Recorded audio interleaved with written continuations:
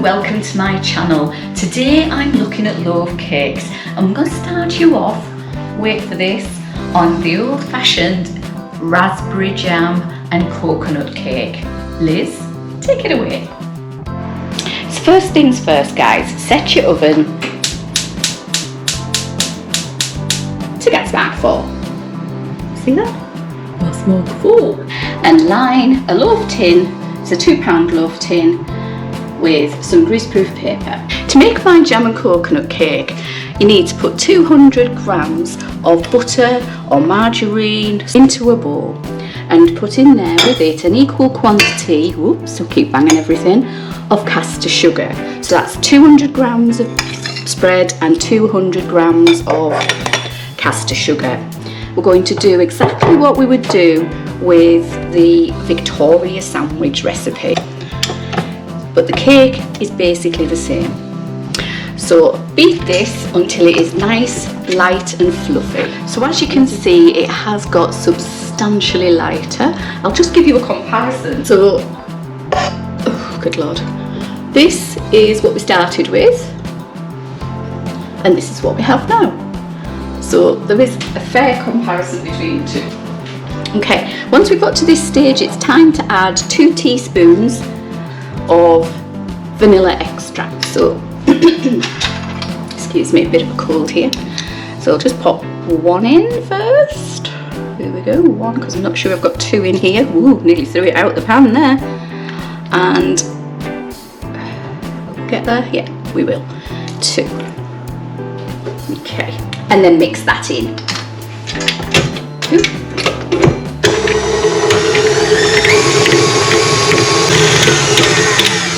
Okay, once that's mixed in, it's time to start adding your eggs. So I've got 4 large eggs at the moment, so I'm going to put 1 in at a time. So I've just pop that up for a moment so I've got a bit more room. Please don't make me shell in. No, nearly though. And mix that one in. So mix these in 1 at a time.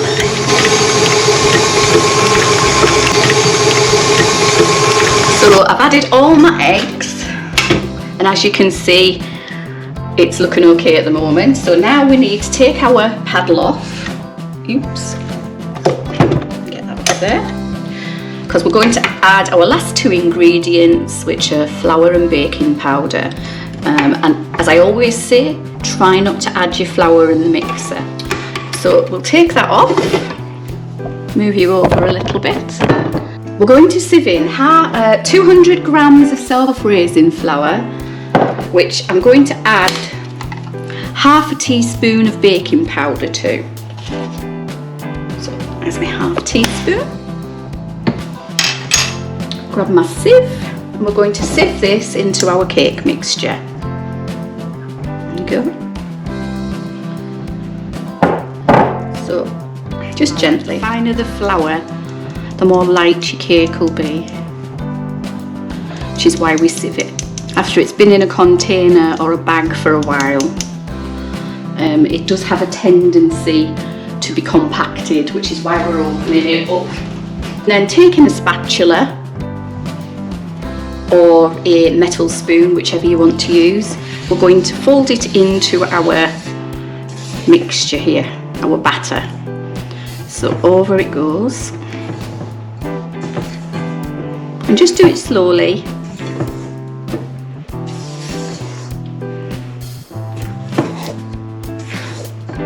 Remember to get right to the bottom. And we're going to do folding motions. So keep going and folding until you can't see any flour left.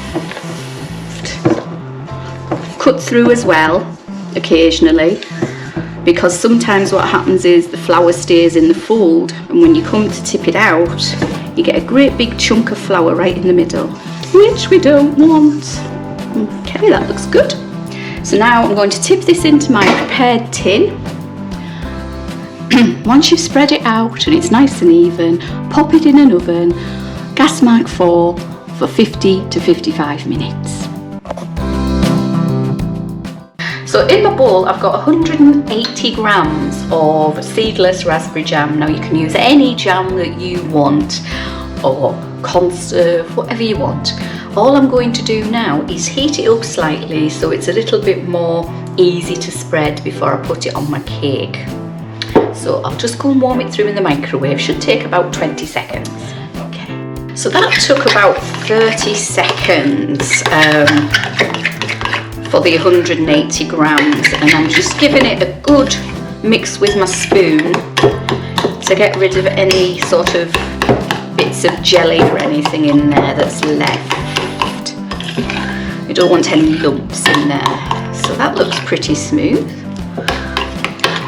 Now then, I'm going to go and get my cake, and we're going to top it off with the jam and the coconut. Okay, I've had my cake on a wire rack so that it cools, and I've taken the paper off, which looks good. Now, all I'm going to do is pop this on top, and we want a nice even coating, and it will go back to a set consistency, so don't worry. So I'm just going to try and get it right to the edges. If it goes down the sides, all the better, because it will just look even more unctuous. I think that's a nice word, that, unctuous. So I'll just keep going. I think the best thing as well, which I haven't done, is to put a bit of paper or tin foil underneath your tray before you do this, so that if you do spill any, you're not having to clean it up. You can just pick your paper up and do it that way. A tablespoon of desiccated coconut. It'll probably take about 3 of them, I would imagine, but I'm just going to sprinkle until we've got a nice layer of coconut and it's white on top. So it may be, now you can actually toast your coconut if that's what you want to do. Feel free, it's not a problem if you want to do that. I don't want to, because I like the white colour. It tends to go like a, well, toasty colour if you don't, if you toast it, which I'm not really into. So I like the colour contrast of the white. So we'll just do this. Make sure we've got an even coating, or as even as we can have. Give it a little pat so it sticks. There we go. And leave that to set.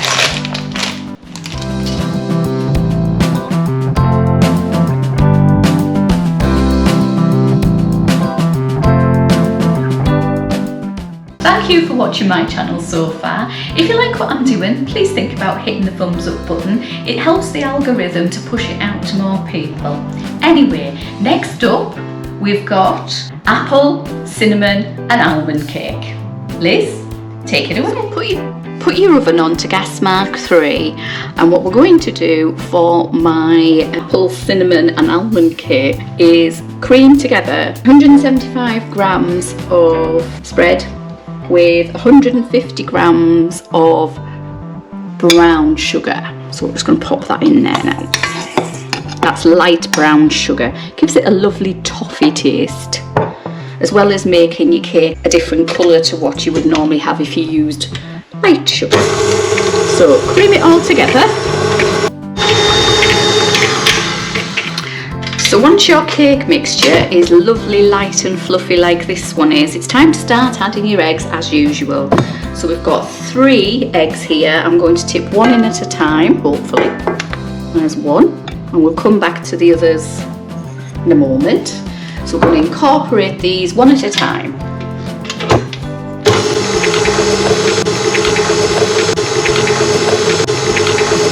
Once you've added your eggs, it may look a little bit like this. Don't worry, it'll come back. What we're going to add is 100 grams of almonds. So we're going to put those in. Now these don't have any, as you probably know, gluten in them, so we can mix them in with the mixer. So we'll just do that just now to get it started.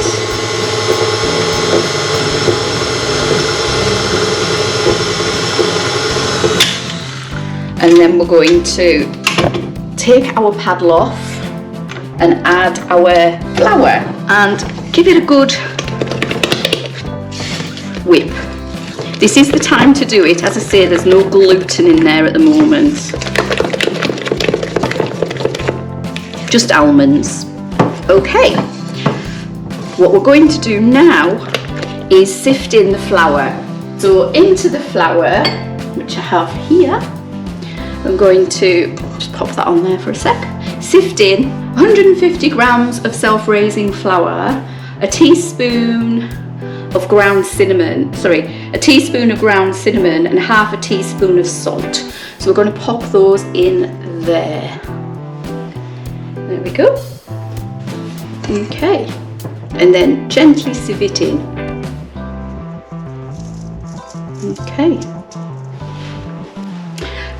Okay. Then gently mix it in.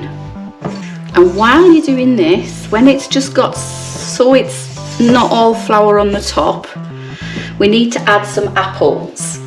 So I'm going to add 2 apples here. These are just regular eating apples that I've chopped up into small pieces. Now I'm going to I've had them in lemon water so they wouldn't go brown, so I've drained them on a bit of kitchen paper. So I'm going to put the small bits in, which means I've got to pick them all out, but hey ho. And what I've done is I've chunked some of them and I've sliced some because I'm going to put the sliced bits on the top of the cake. The reason I'm putting it in now is because the flour will adhere to some of the apple and hopefully stop it from sinking to the bottom of my cake, which can happen. But let's cross our fingers that it doesn't. So pop that in.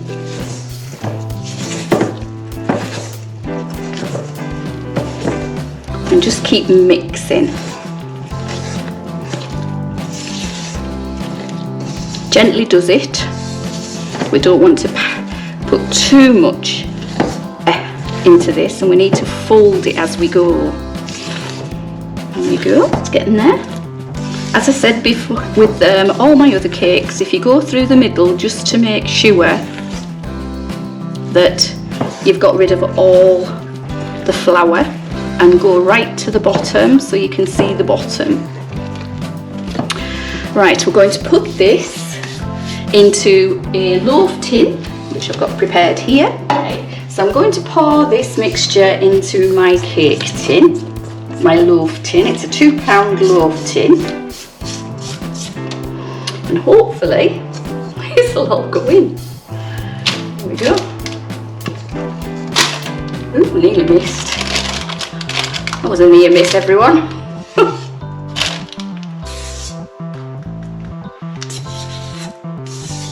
Okay. Then, spread it out so it evenly covers your cake pan. And if, like me, you've made a mess, don't worry, because when it comes out it will be fine. And on the top I'm going to place some sliced apple, just in a nice little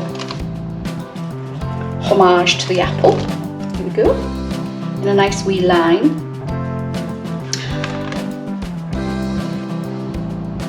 Make sure you cut these nice and thin, guys, because otherwise they won't cook. Okay, any that you've got left, give to the kids. Okay, and just on the top of there I'm going to put some demerara sugar. So take in a teaspoon, just sprinkle it over the top of your apples. You don't need a lot, just enough to cover the apple, that would do. And what it does is it caramelizes, and it's absolutely gorgeous. There we go. And that's going in the oven, gas mark 3, for an hour. So I'm going to make a little drizzle for the top of my apple cake. So there's 1. Actually no, make it 4 tablespoons, it'd be easier then. 2, 3, 4. that to one side in case I make this a little bit too thin. And then I'm going to take almond essence in this instance. So almond extract. We only need a little drop. This is very strong stuff, so we don't want a lot. The best thing to do is put a little bit in and then see where you are, because if it's too strong you won't like it. And then we're going to add some water. This is just a typical glassy icing, and I'm going to take a teaspoon and use the teaspoon to incorporate the icing sugar into the water. So at first I'm only going to start with maybe a couple of drops of water, because you don't need a lot. You need a bit more than a couple of drops by the looks of it, but we want this to be fairly runny. So this is going to be a little bit. Okay, just little drops, guys. Doesn't take much for this to turn into a fine wet mess. I promise. I've had an icing before where I've put far too much water in, thinking, oh, a couple of drops won't make any difference. Oh, it does. Okay, so just keep going. We want this to be runny, don't forget, because we're going to drizzle this over our cake.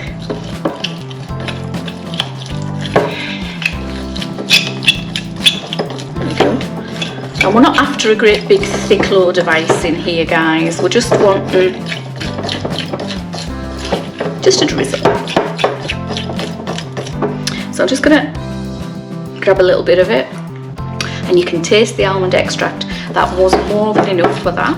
Okay, so this is my drizzle. This is my apple, cinnamon and almond cake. I've left it in the parchment just now because you know what I'm like, I don't like a lot of mess. And I'm going to drizzle my icing over this. So let's have a look, see if we can do this without making a mess. So just a nice healthy drizzle across it. And please don't worry, this is just meant to look haphazard. So if it is haphazard, it's all the better.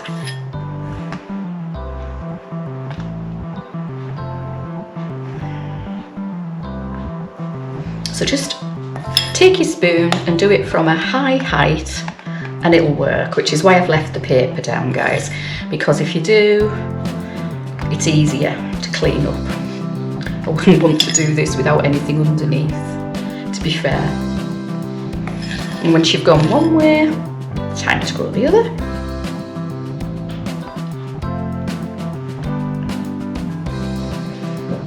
And just let it drizzle off the edges. Oops, that missed completely there. Just grab a bit and put it on.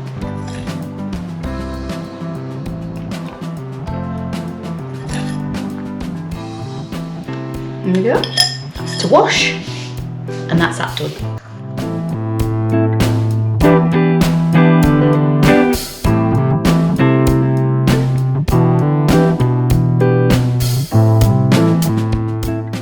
Thank you for watching my channel today. I hope you enjoyed what you saw. If you did, think about subscribing. It's got down to about 80% of people who watch my channel don't subscribe, so it would be nice to see you here. If you do like what I'm doing, put a comment in the section below and let me know what you've tried, or if you've had any problems, I'll answer your questions. Anyway, for now, if you want any more baking, look here. And if you want a meal or dinner idea, look here. Peace out.